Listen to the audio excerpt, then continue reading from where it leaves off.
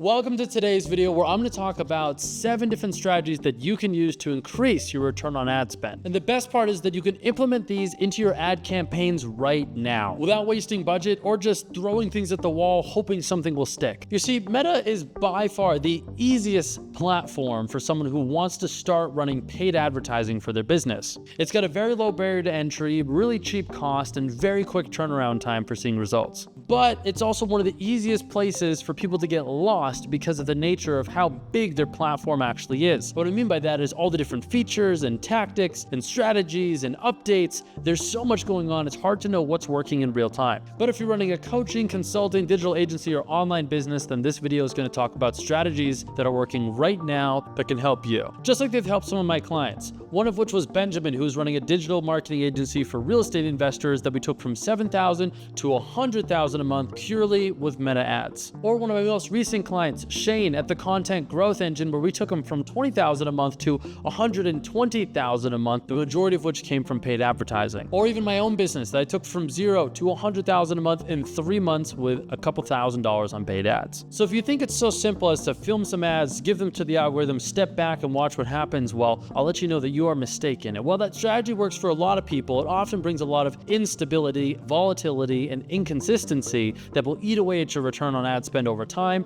leaving you wondering what you should do next. I don't know a single great advertiser whose strategy is just keep throwing stuff in the pot and seeing what happens. Every advertiser that I know, myself included, that's been able to break 100K months and consistent 100K months is stair-stepping and using a strategic approach to gradually and continually improve their campaign's performance over time. So we'll talk about 7 things that you can implement starting today that can begin that journey to consistent campaigns that just continue to get better over time. And if you're new here, welcome to my channel, where all we talk about is growing your business using sales call funnels, our favorite of which being the direct call funnel. And if you're interested in seeing more content like this, well, hit that subscribe button so you don't miss out on a single post, along with that notification bell, and drop a like on this video if you find it helpful, so that way other people who are starting their meta journey can have results just like you. Okay, strategy number 1 is building your campaigns properly. Now, what I mean by building your campaigns properly is actually taking the time to keep everything clean, collect your ads, properly create trackers, and set a clean foundation. You see, you want to think of launching campaigns the same way that a pharmaceutical company might go about testing the results of a new drug. You have a petri dish that is your campaign, you have your lab, which is your ads manager, and before they go ahead and add whatever drug it is to the bacteria that they're trying to kill,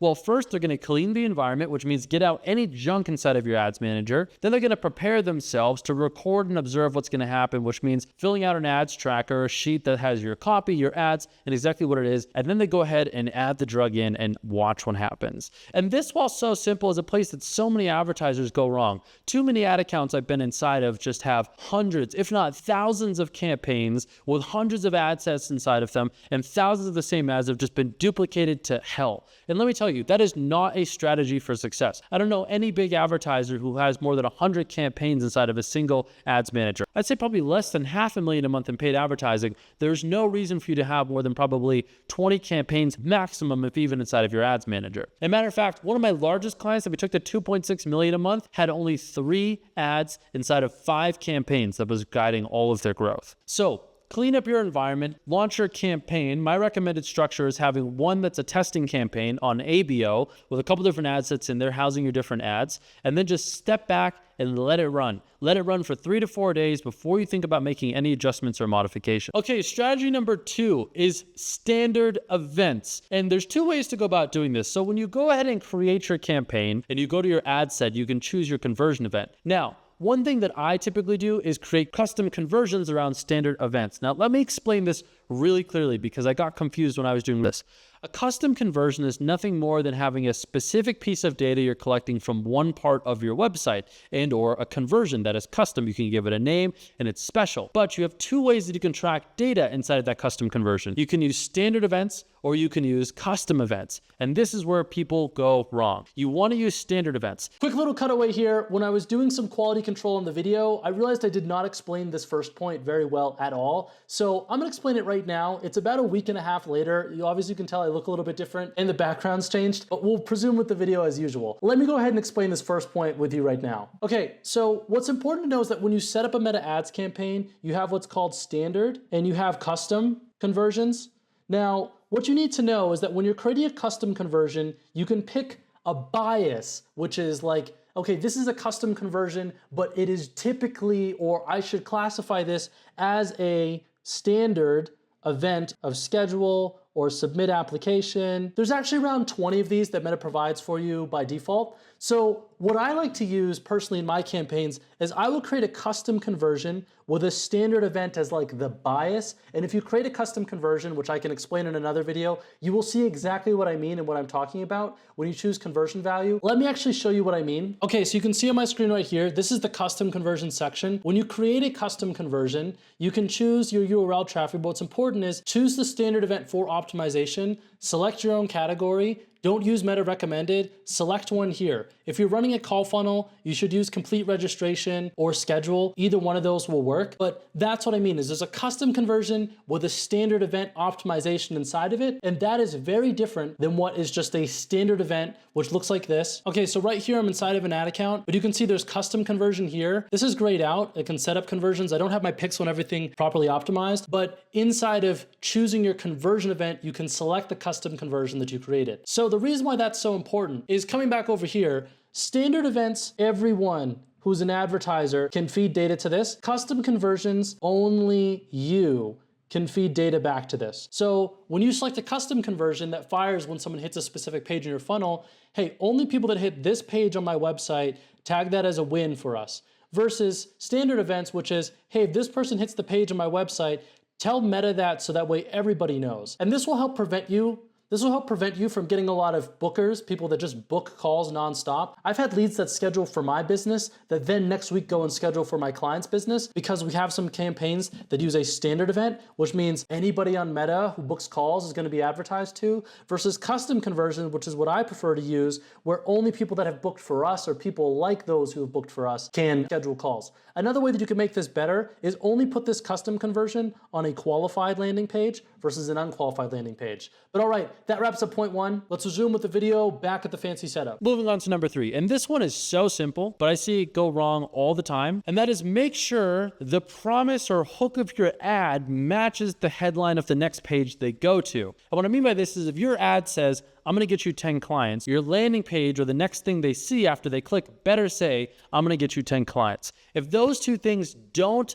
align, you're gonna lose probably 20 to 30% of conversions right there. And that's free money. Imagine 20 to 30 cents for every dollar that you spend going back into your pocket. That's how powerful it is having your headlines. And bonus points if you continue to keep that promise the same all the way through the funnel. I have another video that you can check out here where I talk about the concept of B testing and or benefit testing, which is my process for figuring out what my headline and process should be. It's been ruthlessly effective for myself and my clients. All right, moving into strategy number 4, spend enough for Meta to get data. While it sounds so simple, a lot of you guys are very trigger happy. Spending money on Meta advertising a lot like stock picking, where once you make your bet, you have to wait for your bet to pay off. When I make an ad and I pick an audience and I hit go, I'm betting that that ad and audience is gonna work. But what most of you do is you don't give it enough time for it to pay off. Let's say you place a trade in the stock market. You believe that the price is going to go to a certain amount by this date, so you buy an option to allow you to purchase the price in the future at that date today, which is not then. Now, what some of you will do is pretty much sell your option early because you're impatient and don't want to wait for that to materialize where you get your full profits. And it's the same thing inside of your ad account. What's crucial is that after you hit go, you must let the algorithm sit for 3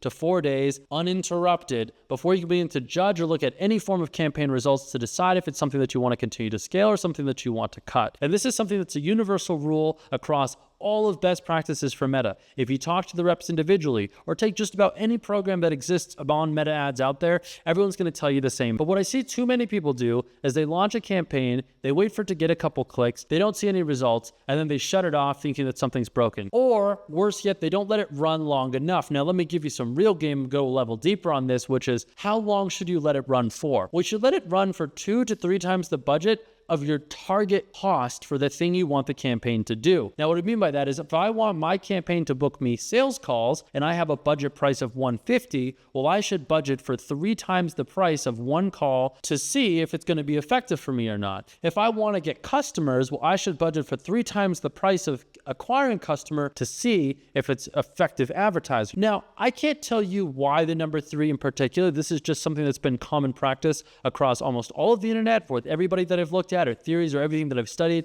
from hundreds, honestly, thousands of hours of deep diving and research on the topic. Now, there is a small chance that if you relaunch something later, you can get it to work if your pixel's trained enough, but that's a topic for another video. Okay, strategy number 5 is keeping your audience targeting broad. And what I mean by broad is that your audience must have more than 1 million people in it. Now, you would be shocked to believe that an audience of 1 million people will be 1 million people worldwide. How many of those are actively on their phone, and how many of them have money and would click on an ad like you have? It's like, I did the math once for the city that I'm in when I was in the process of finding my partner, which was, well, if there's 2 million people in the city, how many of them are actually going to be in the age range that I'd want to date within? Well, that cuts it down to probably 25% of that 2 million. Now, how many of them are going to be single? Well, that's going to cut probably another 40 to 50% of them out. Now, how many of them are actually probably going to be attracted into me? We'll cut another 40 to 50% out. How many of them are actually going to have the background or the education that I actually like? Well, now you're going to cut a smaller minority down. It's the same way with your advertising. When you run an ad, you're going to run to a small segment of that audience. So the bigger and broader audience that you can have, the better. But I recommend when you start that you do 1 million, maybe 2 million. If you can get your audience size to be there, launch there first, because you probably won't have enough budget for Meta to be able to round the bases to find exactly who will go for it. If you start with audiences that have 1 million to 2 million, you can get some quick conversions because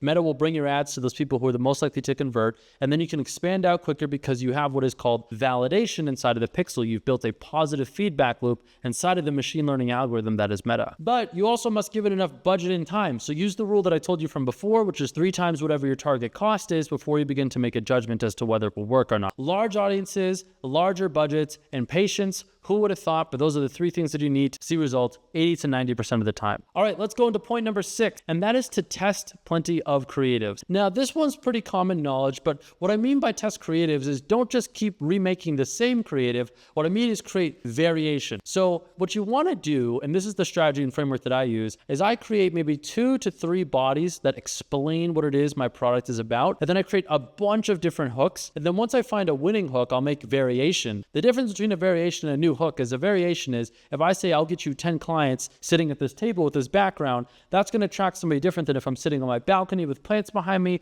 or if I'm outside with a green shirt on, or if I'm in a car driving. Those are variations of winning hooks. But what I mean is testing new ads. I mean testing new hooks or maybe entirely new concepts. Put a portion of your budget towards that and mix the pot a little bit. Not only will it help you find and identify new winners, but it will also sometimes help your audience see more of you and build more trust and credibility because it's effectively content marketing. When they see a new piece of content from you that explains something, that's a new impression, a new idea, and that's something that can serve your overall campaign performance. So testing is not only a benefit for finding and innovating to make more money, but also strengthening what you already have running. Another reason why this is important is as you start to hit a specific scale, which is probably around $3,000, $4,000 a day, your ads will begin to fatigue much quicker, meaning that the message will lose its resonance. That hook or that way that you packaged it will eventually begin to die out and you'll need to go move into another area or film another version of it. Okay, and coming into point number 7, last but not least, but that is scale your budget not linearly, but horizontally. Now, what I mean by that is this is a very important principle that I've just learned recently that I found to be very effective, which is when you have an ad that is working at a specific budget, your best approach for scaling is not to increase the budget, but to duplicate the ad with a higher budget. And the reason being is because for some reason, that unit of campaign, ad set, ad, messaging, and targeting is working. And when you go and increase the budget, it's going to change the way that machine learning algorithm distributes your ad across the audience to get increased result with the budget that you've given it. But if it's working at a small budget, it just happens to work at a small budget. And the best thing for you to do is not to give it more money to work at a larger budget, but to duplicate it and see if you can replicate those results across a larger amount of spend. To go from $1,000 a day to $2,000 a day is not raising the budget, but to maybe duplicate your ad set 2 to 3 or your campaign 2 to 3 times to see if you can get the same performance. A little pro tip for you. This is one that I've learned and I'm actually testing recently and I've seen pretty decent results with. And if you are going to raise the budget on an ad that you have, I recommend you only do it within 10 to 20% intervals, and that's best practice from Meta, because once more, when you increase the budget, Meta has to change the way the algorithm works to distribute your ad to get that conversion that you want. That standard event that you might be optimizing for, it has to play around with how it's going to get you there. And if you raise the budget too quickly, well, it won't actually bring you increased results. results. It will just burn your budget while still being effective with that small portion it knows how to get results with. Okay, and those are the 7 strategies. Now, if you found this video helpful, once more, click that subscribe button so you can stay tuned for more videos just like this. So I'll get you up to speed with the best practices for making money with your business with call funnels. And now, if you're already running paid ads and want to start and would like some help, well, click the first link in the description to actually set up a time with my team directly where we can see how we can help your business and do the full process done for you, just like we have for the clients we talked about in this video and for ourselves. Thank you for watching, and I'll see you guys in the next one.